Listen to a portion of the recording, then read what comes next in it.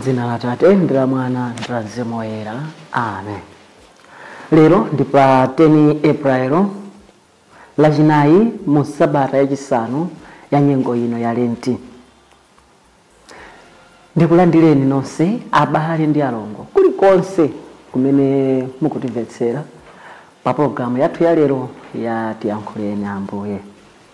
Mawu athu oyamba akuchokera m'buku la Genesis mutu wake wa 17 kuyambira ndime yake ya 3 kulekeza ya 9. Amene akutiwerengera mawu oyamba ndi Alex Mtilatira kuchokera ku Christ the King Mtawila Parish mu Archdiocese ya Blantyre. Ndipo mthenga wathu wabwino ukuchokera pa mthenga wabwino monga adalembera Yohane mutu wake wa 8 kuyambira ndime yake ya 51 kulekeza ya 59.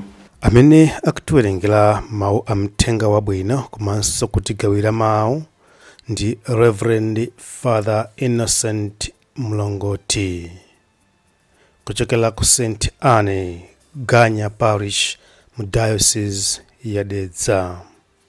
Mawu oyamba. Mawu wa m'buku la Genesis. Abrahamu adagwada pansi ndipo Mulungu adati, nachi chipangano chimene ndidzachite nawe. Ndikulonjeza kuti udzakhala kholo la anthu a mitundu yambiri. Dzina lako silidzakhalanso Abrahamu, koma Abrahamu. Limeneli ndilo dzina lako, chifukwa ndikukusandutsa kholo la anthu a mitundu yambiri. Ndidzakupatsa zidzukulu zambiri, ndipo zina mwa izo zidzakhala mafumu. Udzakhala ndi zidzukulu zambiri kotero kuti zidzakhala mitundu yayikulu. Chipangano changachi ndidzachikhazikitsa pakati pa Ine ndi iwe ndi zidzukulu zako zam'tsogolo. Ndipo chidzakhala chipangano chosatha. Ine ndidzakhala Mulungu wako ndi Mulungu wa zidzukulu zako. Dziko lino limene ukukhalamo ngati mlendoli ndidzakupatsa iwe ndi zidzukulu zako. Dziko lonse la Kanaani lidzakhala la zidzukulu zako mpaka muyaya. Ndipo Ine ndidzakhala Mulungu wawo. Mulungu adawuzanso Abrahamu kuti, iwenso tsono uyenera kuvomera kusunga chipangano changa pamodzi ndi zidzukulu zako zam'tsogolo. Mawu a Ambuye. Tithokoze Mulungu. Ambuye akhale nanu, akhalenso ndi mzimu wanu. Mawu a mthenga woyera monga adalembera Yohane. Ulemu kwa inu Ambuye.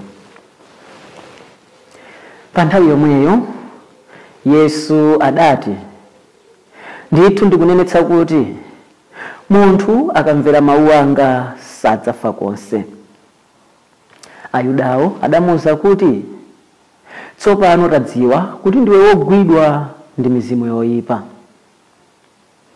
Abrahamu adamwalira, aneneri nawonso adamwalira. Ndiye iwe kuti munthu akamvera mawu anga sadzafa konse. Monga iweyo nkupambana atate athu Abrahamu amene adamwalira, kapena aneneriso amene adamwalira, kodi umadziyesa ndani? Yesu adati, ndikadzilemekeza ndekha ulemu wangawu ngwachabe.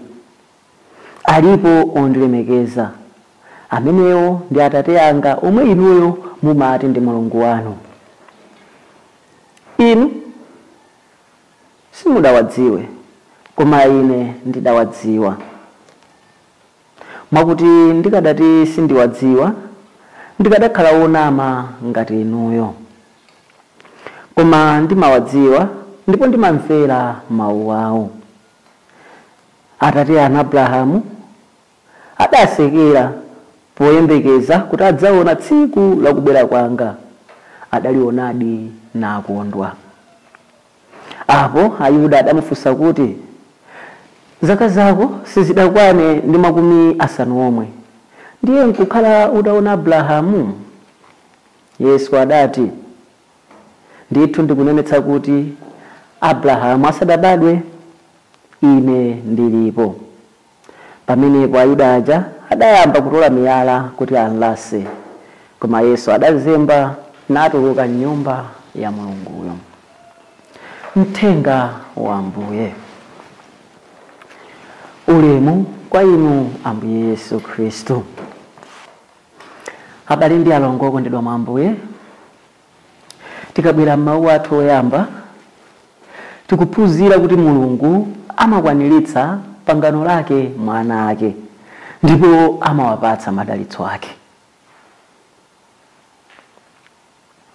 Abrahamu poyamba tikati tuone ngakhale kumene kuchokera dzinali, lomwe likuchokera ku chiyankhulo cha Chiheberi, lomwe pachichewa chomveka bwino matanthauza kuti tate wa mitundu yonse. Ndipo dzina lakeli likuchokera ku dzina loti Abrahamu, limene Mulungu akumusintha. Ndipo Abrahamu tikati tifufuze momveka bwino kuchokera mchiyankhulo cha Chiheberi limatanthauza tate okwezedwa, the exalted father. Tsono Mulungu akupherezera zimene dzina la Abrahamu likuchita ndi zimene Abrahamuyo akumuchitira.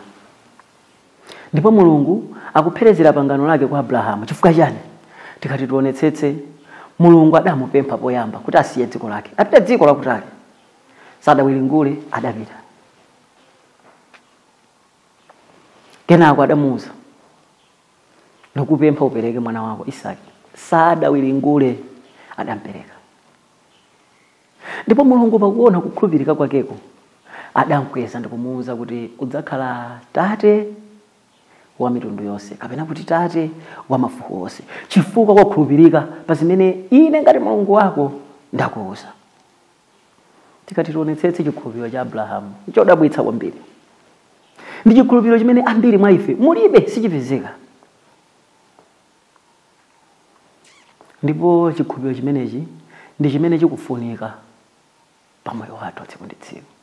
N'chifukwa chake adanena ena kuti na moyo ndi chikhulupiriro. Kuti ngati tikufuna kukhala moyo, tikuyenera kutsogoza chikhulupiriro moyo mwathu. Tikati tionetsetse pa moyo wathu tsiku ndi tsiku, alipo ena amene timakayikira makamaka pa zimene Mulungu akutiyankhula mu mtima mwathu, ngati momwe adachitira ndi Abrahamu. N'chifukwa chake ngakhale mu uthenga wathu wabwino wa Yohane umene tawerenga posachedwapa, Ambuye Yesu kamba kokhulupirira Mulungu akuwatsutsa Ayuda ambirimbiri. Ndipo mmene akuwatsutsa akuwauza zoona zimene akuyenera kutsatira. Ambuye Yesu akuwauza kuti ameneto amvere mawu ake sadzafa konse. Ndipo iwo akutsutsa kuti tamuonani tu munthuyu ndogwidwa ndi mizimu yoyipa, ndi chiwanda munthuyo. Koma Ambuye Yesu akuwauza zoona Ayuda.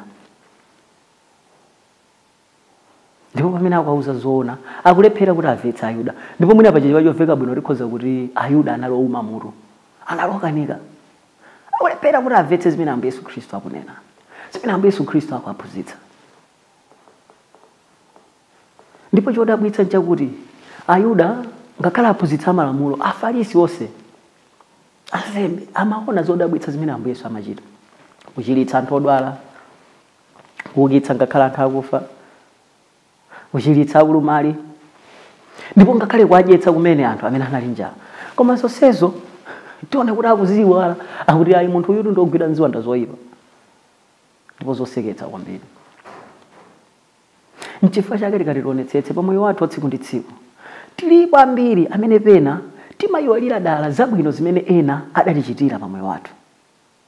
Timayiwala kuti lumwina kuti business yathu iyende, ena ake tidachita koma tonse atopa atokuwayimbira tufoni. Ndiye kawiri munthu amene afuna kukongola ndalama amangotumiza message, ase tatsekula message ndatumiza ku WhatsApp, tatsekula message ndaitumiza kumera message. chifukwa chani timachita manyazi kuti tinene pamaso ungapezeke kuti ndiwani miliyoni ndipo munthu amathamanga akaonekena kwati yange ndipo akati potipatsa zathu zikangoti zayenda timayiwala mwe mwatu zoti ayi tidaduka tsiku lina lake koma adatithandiza ayi ndithu timayiwaliratu kuti tidatheratu kukhala paziro timayiwala mwina yena ndi amene mwina timayiwala koma ndi amene adatithandiza kuti tivale ngakhale nyota zimene tili nazozo kuti mwina tifike ngakhale pa utumiki umene tiliwo timayiwala kuti mwina tikwezedwe udindo kuntchito timayiwala ndiye naka amene adachitapo kanthu koma ife timayiwala timati aja upanda ntchito zinangoyenera kuti ine ndikwezedwe the principle of determinism zinangoyenera kuti zikhale choncho Mulungu akutipempha kuti tsiku la lero tichotse khalidwe ngati ili limene Ayuda anali nawo chifukwa tikamapanga makhalidwe ngati amenewo sitikusiyanato ndi zimene Ayuda amapanga tiduziduzi samsemu basi chifukwa tikulephera kuti anthu ena tapatsa ulemu wawo pakuti adatithandiza tikondwere nawo limodzi pakuti adatithandiza kuntchito yathu koma zonsezo timayiwala Mulungu lero lino akutipempha kuti tiyeni tikhale anthu obwezera zabwino osakhala ngati Ayuda aja tikhale anthu obwezera zabwino osati kufunira ena zoyipa moyo mwathu ife tikafunira ena zoyipa tsiku lina zidzatibwerera zili ngakhale lero kapena mawa koma tsiku lina zidzatibwerera ndipo tidzakumbukira kuti mazunzo yawa chitozo ichi chabwera chifukwa cha tsiku lija zija zimene ndapanga tsiku lija chifukwa cha marama aja amene ndachita tsiku lija tiye tipemphere kuti tikhale anthu obwezera zabwino makamaka Yoswa amene akulichitira zabwino ndipo koposaposa tidzapempherera iwonse amene akulephera kulichitira zabwino amene akuchitira zoyipa moyo uno tidzapempherera kuti asinthe mitima yawo ndipo chikondi chikhazikike m'dziko lapansi m'dzina la Atate ndi la Mwana ndi la Mzimu Woyera amen